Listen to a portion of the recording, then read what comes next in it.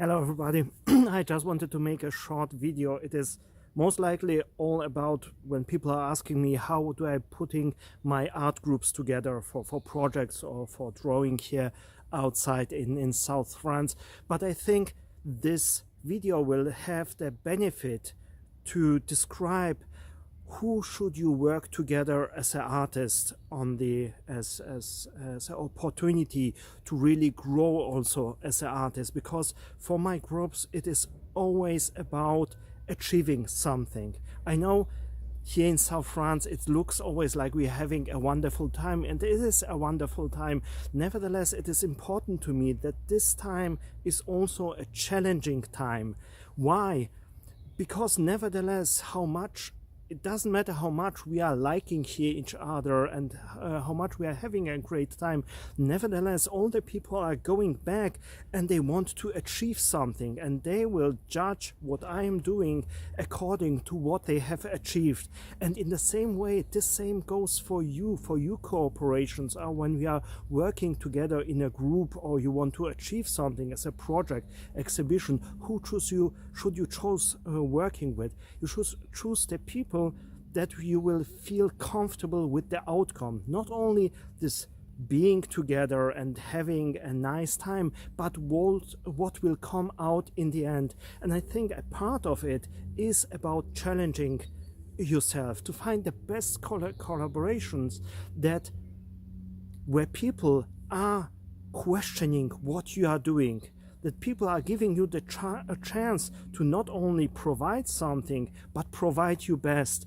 And when you look what very successful artists are doing, okay, they have the people around them where they have a certain life quality, but nevertheless they are not allowing it the kind of people that are just praising them or are just fans and so on. I see it often when I'm working together with a successful artist, how much allergic he is even to people who are just a praiser, the bootlicker even, or the crazy fan that would do everything for this artist. And the successful artists are avoiding those kinds of people, and the success is proving them right, that there has to be a certain challenge to the people you are working together with. And I think it is important to let go a little bit of this myth of having everything always nice and always having a nice time, and allowing you art to sleep on the soft cushions instead of being expected and even criticized. As long as this criticism is happening in a constructive way, it will be something on which your art will grow. Art doesn't have to be always so pleasant. It is art is a little bit like doing sport. It is about stretching you, about having weights that are a little bit too heavy for you, and others that are pushing you forward, that are pushing you to the next level. From this, your art will thrive in the end. It is important to find the right kind of people around you, the right kind of criticism, the right kind of opinion, so you are growing actually.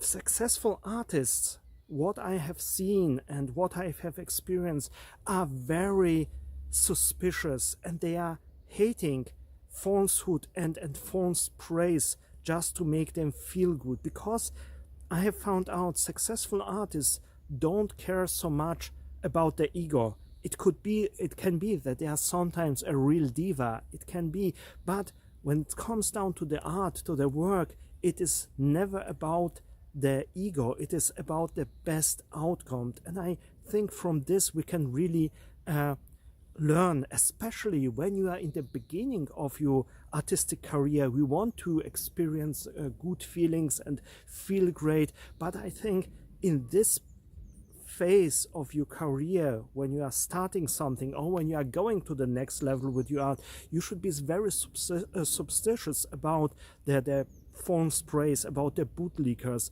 because those people are all about ego, our personality, what is making us feel good, instead to contribute something that is making our art good. And nevertheless, in the long run, your art project will be more important than the feel-good feeling of your ego. And those people who are bringing the right opinion, the right kind of criticism, they are keeping the things really real. It is about like a strategy.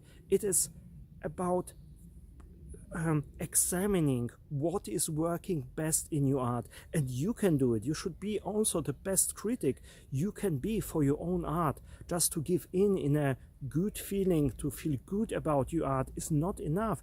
You should take the time, like a scientist, to have a closer look on your art, what is working, what is not working, and then you should take your art and bring it to people who will also have a closer look what is working, what is actually not working, because there will be one day when your art will become big, and then everything has to work.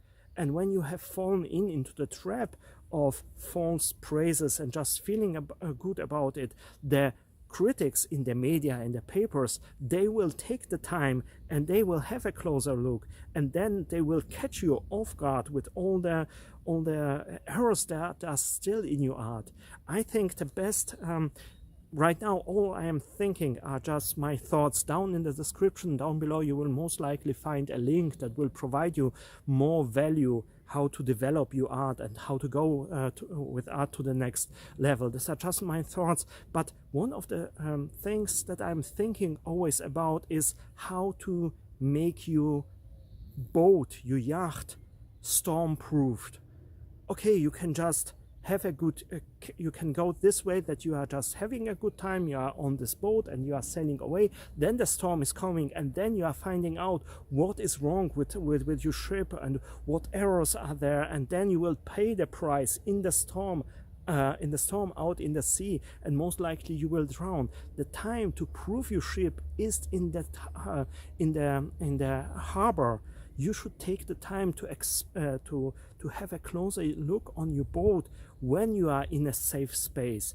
And not only you, but you can choose other experts to come with you and have a closer look on this boat. It is, I think, this myth of avoiding conflicts in art and making art a feel-good experience, I think it has a place. And with the people that I'm here in South France, we have these great times where we are coming together. But nevertheless, conflicts are important, and criticism, the right kind of criticism, is important, because when we stop avoiding conflicts, we can make the best choices possible for our art. So it's important to surround yourself with people who are even questioning everything you are doing. When you understand that these people are not questioning you and what's wrong with your personality, but they are questioning your art, and they are contributing something that is making the art better, the better it is for your art. The more you have the possibility to grow, to get your art to the next level, because it will be storm-proofed. It has been checked. It is ready for the next level. So the best thing you can do is to find the possibilities, to find the people who are focusing on art, for whom art is important.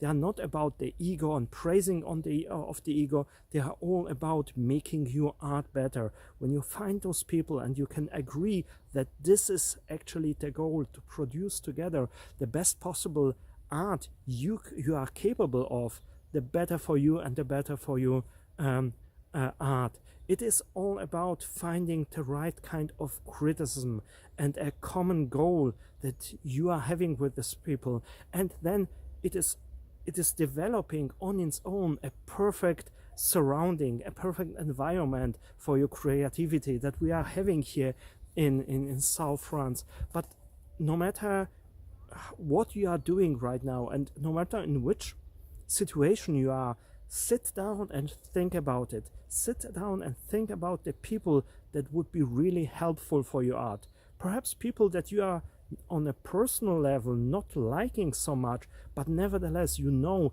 they are the experts. They will find the crack in your in your art. They will find the small holes in your ship that you are building for the next level of your art, and they will help you to develop the best possible vessel for your artistic journey. So if you have the time, sit down and try to set up a list about the people. How would you describe those people that will improve your art? Nevertheless, these are just my thoughts. Down in the description you will find a link that will provide you much more value than me just thinking out loud. I hope to see you also in my next video. Until then, see you soon. Bye bye.